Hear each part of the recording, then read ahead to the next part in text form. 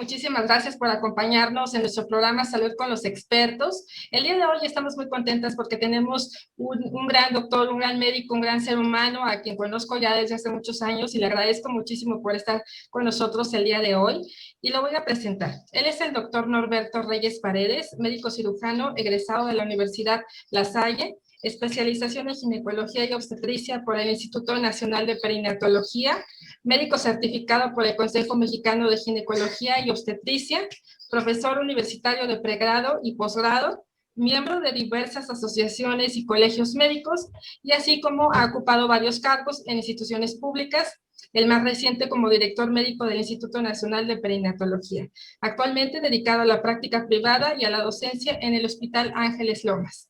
Muchísimas gracias, doctor. El día de hoy nos va a hablar acerca de embarazo y COVID-19, las evidencias pues más actualizadas en este 2020-21, y le agradezco muchísimo por estar con nosotros el día de hoy en este tema de sumamente interesante e importante, que evidentemente necesitamos y requerimos de esta evidencia, de esta experiencia que usted nos va a proporcionar el día de hoy, doctor. Muchísimas gracias por estar con nosotros. Gracias, doctora Juanita, como siempre, por su coordinación médica para este webinar.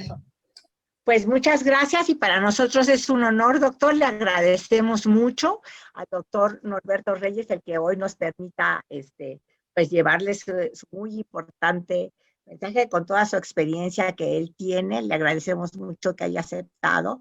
Y bueno, yo creo que este es un tema de mucho interés hoy en día, ¿no? En cuanto a la pandemia y el embarazo, qué es lo que podemos esperar, qué se sabe. Entonces, doctor, le agradecemos muchísimo el que usted haya aceptado esta invitación. Para nosotros es un honor tenerlo con nosotros.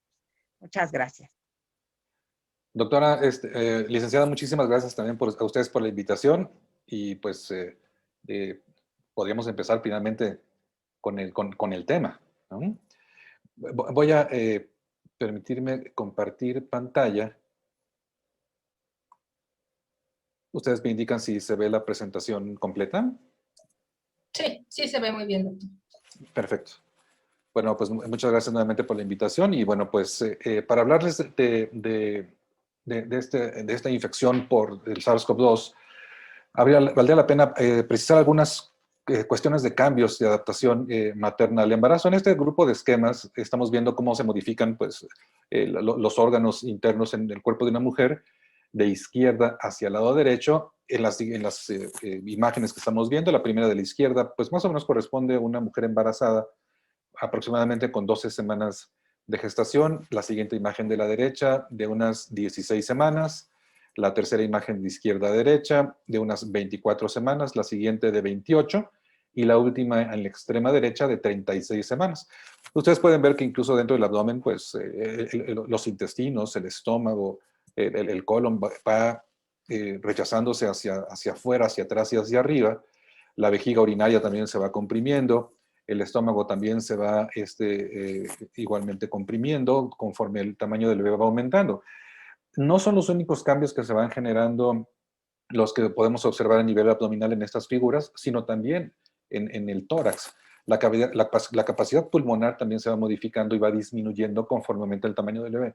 Entonces, esto hace que ciertas condiciones puedan agravarse o ser más susceptibles de padecerse durante la gestación, y las infecciones pulmonares no son la excepción. Entonces, las infecciones respiratorias podrían tener cierta gravedad con respecto al embarazo, y la infección por SARS-CoV-2, siendo una infección viral respiratoria, bueno, pues igualmente es algo que destaca. De manera inicial, cuando se empezaron a reportar los casos en China a finales del 2019 y principios del 2020, los primeros reportes de China parecía que no había mucho cambio con respecto a la gestación, porque las embarazadas con COVID-19 se comportaban igual que una mujer que no estuviera embarazada.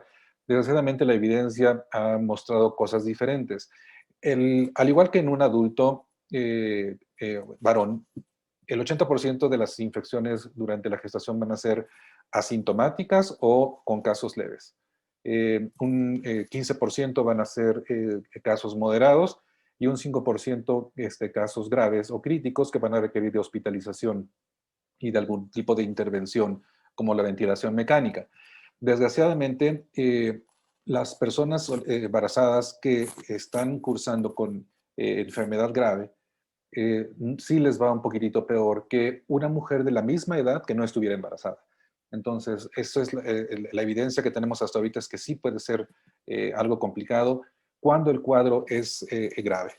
La mayoría van a ser leves, la mayoría van a ser asintomáticas y les va a ir muy bien. El problema es que no sabemos quiénes van a cursar con un cuadro grave y quiénes van a estar en ese 5% de la población, y eso es realmente lo que radica la importancia de hablar el día de hoy. En México, desgraciadamente, después de muchos años en donde la preeclampsia y la hemorragia eran las primeras causas de muerte materna, en el 2020, desgraciadamente, COVID-19 fue la primera causa de muerte materna con un poquitito más de 21% de las muertes maternas. Esto es algo trascendente porque tenemos que necesariamente redirigir todos los esfuerzos que se están haciendo a nivel nacional precisamente para abatir nuevamente la mortalidad materna. Como les comentaba, este es un cuadro que reporta la Secretaría de Salud Federal al final del 2020, en donde COVID-19 y enfermedades respiratorias pues, son las primeras causas de muerte en ese año. Desgraciadamente, en las primeras 8 semanas del 2021, tenemos un incremento del 104% más de muertes maternas comparadas con las primeras 8 semanas del 2020. Eso todavía llama muchísimo la atención porque tenemos que poner en acción algunas cosas para poder modificar esta tendencia que está a la alza en las primeras 8 semanas del 2021 en México. Entonces, el impacto durante el embarazo, como les comentaba, incluso ha hecho que cambiemos un poquitito la forma de llevar el control prenatal. El control prenatal, si ya sabemos que una embarazada pudiera tener una mayor susceptibilidad en caso de tener un cuadro grave, de ponerse con un poquito más de complicaciones, lo importante es no descuidar el embarazo. Entonces, tenemos que llevar a cabo el control prenatal y lo que hemos hecho es adaptarlo. Obviamente, lo que les voy a platicar no necesariamente puede aplicar a todos los hospitales del país, ya que puede haber diferencias en infraestructura y en recursos, tanto tecnológicos como de personal de salud, para poder llevar a cabo estas propuestas de atención prenatal, pero sería algo que valdría la pena tomar en cuenta. Entonces, tenemos por fortuna la posibilidad de algunas consultas, hacerlas por vía remota, o sea, por un sistema que se llama de telesalud. La telesalud es muy parecida a la telemedicina. La telemedicina es nada más como compartir información por vía remota, por vías electrónicas, por videoconferencias o por vía telefónica. Y la telesalud es cuando tenemos ya a lo mejor un poquitito más de interacción con los pacientes. Eso no es la excepción de la consulta obstétrica. Entonces, la propuesta de muchos grupos, no solamente en México, sino de otros países, es que la primera visita pudiera llevarse a cabo, si fuera necesario, de manera presencial, porque de ahí empieza el trazado del plan de control prenatal por el resto del embarazo.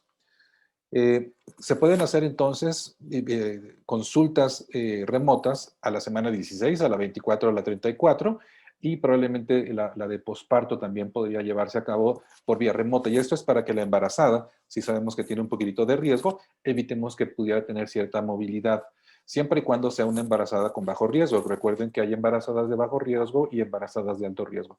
Las embarazadas de alto riesgo a veces, desgraciadamente, no aplica esto porque sí hay que estarles explorando, revisando a los bebés de manera presencial, pero bueno, en quienes pudieran tener acceso a estas consultas de manera remota sería magnífico. Entonces, antes de la semana 11, una consulta presencial, entre la semana 11 y 14 para la detección de alteraciones cromosómicas en los bebés, buscar el riesgo de preeclampsia, verificar que no tenga riesgo de que el bebé no alcance el desarrollo el potencial de desarrollo en crecimiento inútero, y la posibilidad de que nazca antes de tiempo. Y esta evaluación la podemos hacer tan temprano como a la semana 11-14, mediante un ultrasonido y la toma de una muestra de sangre buscando ciertas sustancias en la sangre de la mamá. Las siguientes visitas presenciales valdría la pena a la semana 20, a la 28, a la 32 y a partir de la 36 de manera semanal prácticamente hasta el nacimiento del bebé. Obviamente esto involucra ciertos recursos tecnológicos y de personal que a veces no es posible implementar en todos los hospitales del país. Entonces, como les comentaba, la mayor parte van a ser asintomáticas o casos leves, y eso es lo que vemos de manera muy frecuente. No parece incrementar la infección por SARS-CoV-2, o sea, por COVID-19, el número de abortos o de pérdidas durante el embarazo. Eso es algo muy bueno.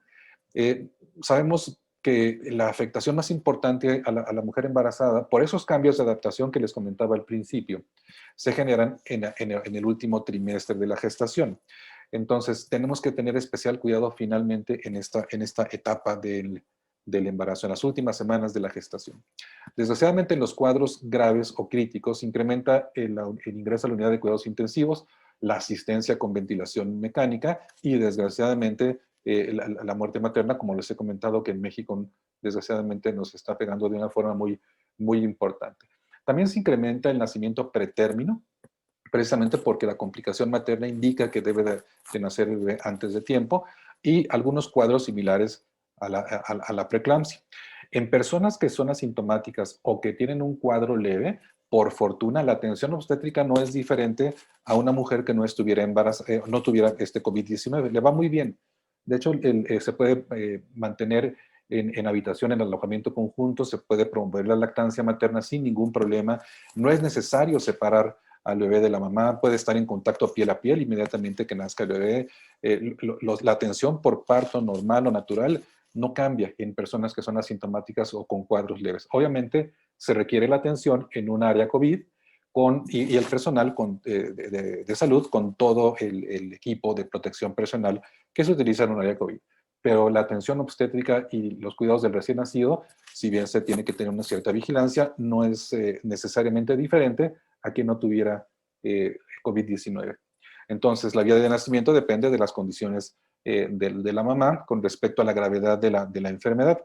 La transmisión vertical, que significa que una mamá que está enferma de COVID se la pueda transmitir al bebé in útero, realmente es baja. Sí existen casos anecdóticos reportados, pero no es lo que ocurre en la mayoría de las personas. Podemos decir que en general la transmisión de mamá a bebé es rara, sí se puede llegar a dar, pero es realmente bastante difícil de que esto se presente. Y obviamente, bueno, pues la lactancia materna debe de continuar en casos leves o en casos de mamás asintomáticas.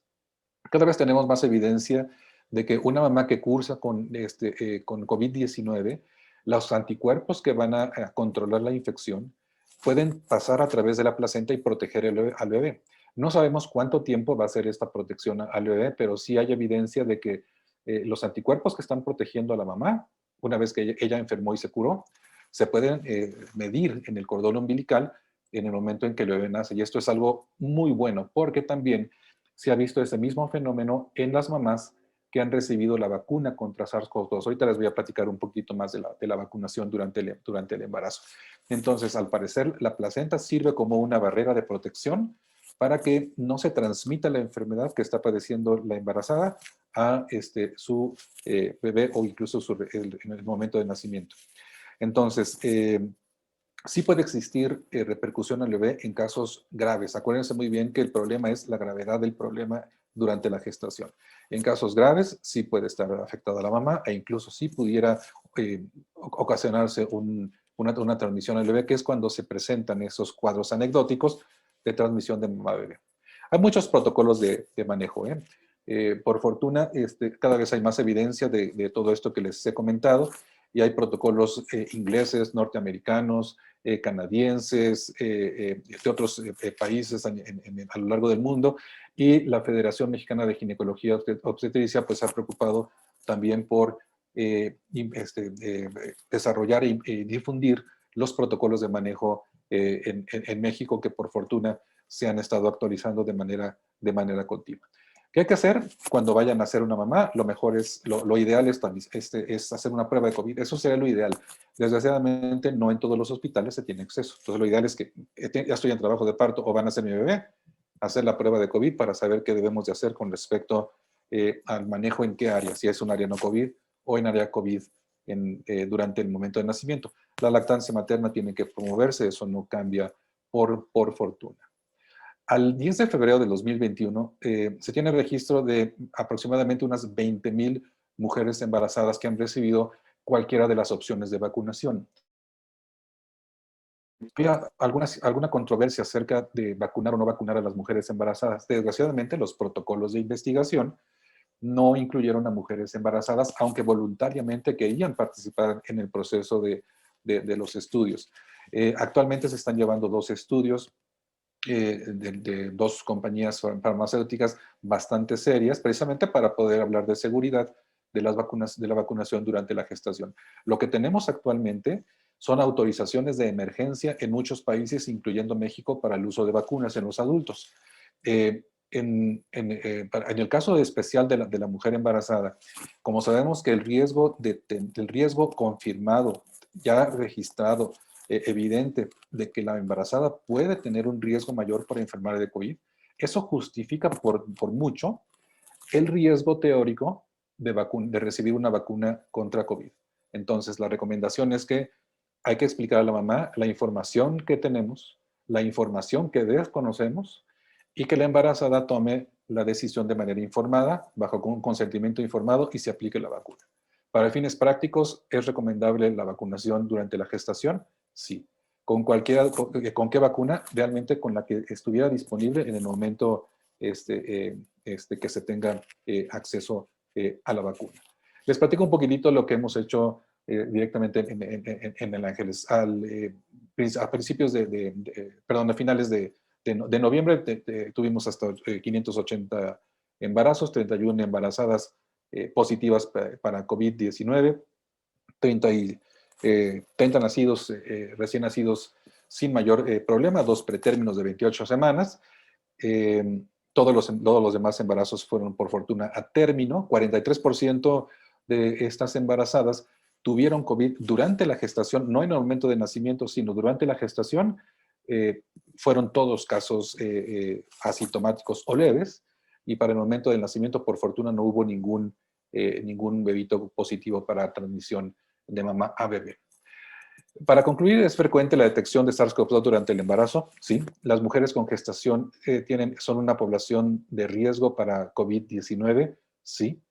El manejo debe de ser individualizado e interdisciplinario. Eso es muy importante, que un grupo de especialistas son los que revisen y den el seguimiento del caso de una mujer embarazada que tenga COVID-19 o una prueba para SARS-CoV-2 positiva. No existe un tratamiento específico y eficaz al momento, desgraciadamente, y hay que adaptar los protocolos de manejo, incluso el de control prenatal que les comentaba hace un momentito, dependiendo de los recursos tecnológicos y de personal de salud con los que se cuente. Y el conocimiento es muy dinámico. Lo que sabemos el día de hoy probablemente cambie para el día de mañana o la semana que entra. Por fortuna, cada vez tenemos más información para poder hacer mejores recomendaciones. Y bueno, con eso concluyo en este momento la presentación. No sé si tengan algún comentario, alguna pregunta, doctora. Bueno, muchas gracias, doctor, por su presentación. Muchísimas gracias por estas evidencias que usted nos presenta, la experiencia que se ha tenido, como bien dice, la información que está disponible hasta el momento. Y yo tengo aquí nada más un comentario. Evidentemente, quiere decir que justamente las enfermedades concomitantes son las que han golpeado más y se ha elevado por ello la muerte materna, evidentemente también por el SARS-CoV-2. Sí, sí, por supuesto. Una mujer que previamente tiene alguna enfermedad subyacente, obviamente pues tiene un riesgo mayor de no tener la capacidad de una respuesta óptima a una enfermedad infecciosa. Y no solamente hablo de COVID-19, sino realmente podría aplicar prácticamente cualquier otra de las infecciones, ya sea virales o bacterianas. En efecto, las comorbilidades preexistentes en una embarazada confieren un mayor riesgo. Claro, y tanto para ello, como la muerte materna, ya lo decía, por preeclampsia, entre otras, causas de muerte materna que son importantes actualmente, que golpean a nuestro país los últimos años. Doctora Juanita, ¿alguna pregunta, comentario para el doctor Norberto? No, pues nada más darle las gracias y pues muy útil su presentación, efectivamente, muy impactante lo de la muerte materna que presentó el doctor, sobre todo el año pasado, ¿no? Que cómo aumentó por el COVID, pues es una que nos preocupa a todos, pero sobre todo todos los datos que nos dijo, el mayor riesgo que tienen también para estar en uno inmunosuprimidas estas mujeres durante el embarazo y la pandemia, por lo tanto hay que tener un mucho mayor cuidado. Y una pregunta que yo me imagino que también le habrán hecho es, ¿qué tanto recomienda usted la vacunación o no la vacunación que luego preguntan en mujeres embarazadas, o si no es conveniente hasta que termine su embarazo? Y bueno, de acuerdo, obviamente que no van a estar en el grupo, ya después del embarazo, en el grupo de riesgo por edad estas mujeres, pero muchos preguntan si es conveniente vacunarse aún estando embarazadas, doctor. Sí, de hecho, sin duda, sin duda la evidencia es que la balanza se inclina a la recomendación de la vacunación contra SARS-CoV-2 durante la gestación. Hay muchas preguntas que no sabemos exactamente, no tienen respuesta aún. Por ejemplo, ¿cuánto tiempo va a durar?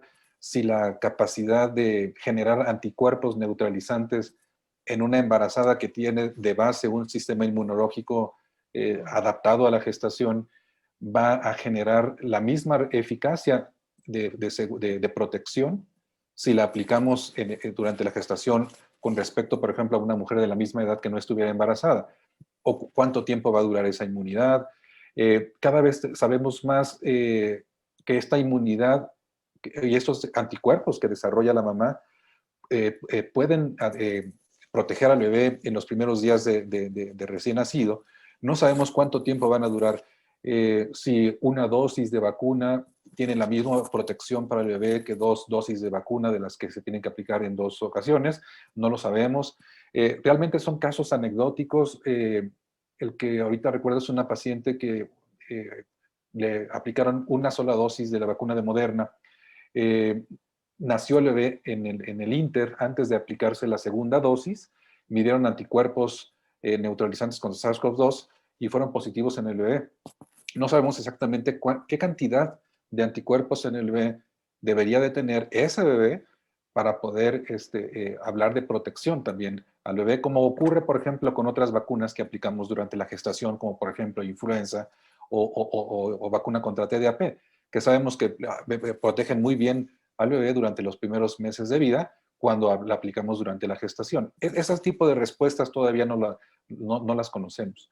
Actualmente Johnson & Johnson y Pfizer están realizando 2 protocolos que se llaman ensayos clínicos aleatorizados controlados contra placebo, que es de los diseños de estudio los mejores para poder obtener muchas de estas respuestas, pero son estudios que van a tardar un tiempo. Están calculando que los resultados estén listos para el 2023. Entonces, nos falta mucho tiempo para poder obtener esas respuestas. Muchas gracias, doctor, por su excelente presentación, muy amable, por orientarnos. Es un tema de actualidad en el que muchas personas están interesados. Le agradecemos muchísimo, ¿no?, su experto punto de vista en todo esto, más además toda su experiencia. Le agradecemos mucho, doctor, que haya estado con nosotros. Muy amable. No, hombre, al contrario, a ustedes. Y bueno, pues simplemente nada más reforzar el mensaje que durante la gestación hay que seguirse cuidando. Todas las medidas de protección contra el SARS-CoV-2 hay que llevarlas al pie de la letra, evitar el salir, distanciamiento social, lavado de manos y sobre todo, y lo más importante, el uso del cubrebocas con el mejor sellado posible para evitar precisamente las infecciones. Cuando esté disponible la vacuna, creo que la recomendación es sí vacunar, sin duda. Ok, y no dejar de acudir a su control prenatal, ya sea por presencial, de acuerdo a cómo el nivel de riesgo, como ya lo mencionaba, o bien por telemedicina, que es muy importante, ¿no? Eso sí, no se suspende ni mucho menos, es muy, muy importante también. Eso exactamente, así es. No descuidarse en ese sentido. El control prenatal es fundamental precisamente para ir verificando que todo se encuentre muy bien. Y el hacerlo por presencial o a distancia o vía remota, pues va a depender de los recursos con los que cuente el lugar a donde estén llevando el control prenatal. Claro, doctor. Y bueno, doctor, ya para finalizar, el tema donde nos mencionó que hay hasta el 10 de febrero del 2021, 20,000 embarazadas vacunadas, ¿qué se sabe o cuáles son, digamos, algunos resultados inmediatos, ¿no? Porque sabemos que un tema de tiempo, ¿no? De que están observando. Pero, ¿qué es lo que se sabe hasta ahorita de esas 20,000 embarazadas vacunadas? De acuerdo. Muchas de ellas obviamente pues están en seguimiento, muchas de ellas son personal de salud, muchas de ellas doctoras, enfermeras, vaya, todas las personas que están involucradas precisamente en el cuidado de las personas. Hasta ahorita pues podríamos hablar de, hasta el momento, de seguridad. Digamos, no ha habido, por fortuna, ningún evento adverso diferente a los descritos. Algo que es importante mencionar en este momento es que existen estudios previos a las autorizaciones, incluso la de emergencia, como la que estamos teniendo ahorita en diferentes países, que demuestran finalmente que no existe una evidencia contundente de problemas tanto en la embarazada como para en los bebés o incluso para afectar la fertilidad. Esto es, personas que están buscando querer tener bebés, tampoco se altera la fertilidad al estar vacunadas. Si de manera inadvertida se vacunó y está embarazada, tampoco hay que modificar la segunda dosis de las vacunas que requieran una segunda dosis de refuerzo. Se puede aplicar en tiempo y forma sin problema. Personas que están en estudios de fertilidad para quedar embarazadas, tampoco es necesario que suspendan la vacunación si tienen acceso a ellas. También es algo muy importante. Ok, doctor, pues muchísimas gracias nuevamente, gracias por su tiempo, gracias por su experiencia y un honor estar con usted, doctor. Gracias, mi querida doctora Juanita, también, como siempre. Y gracias a ustedes por escucharnos y sintonizarnos. Y bueno, estaremos después, doctor, en algunos otros temas, por supuesto, de relevancia y de amplia experiencia, como lo es el embarazo, el control prenatal, en fin, todo el espectro completo de lo que conlleva el poder concebir, pero también el cuidado del bebé durante el embarazo. Muchas gracias, doctor. Gracias a ustedes y nos vemos hasta la próxima. Muchas gracias. Un abrazo. Hasta luego, doctor. Gracias. Gracias.